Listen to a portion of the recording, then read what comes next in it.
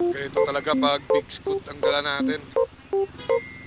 Talagang iba siya sa mga singitan, lalo na pag mabigat yung daloy ng trapiko.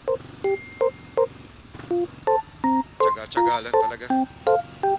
Hindi siya katulad ng mga PCX, Aerox ADB. Yan.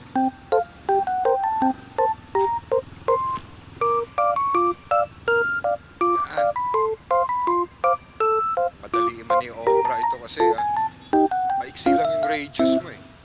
Turning radius mo tsaka yung bigat ng motor pa. Almost 200 kilograms na to.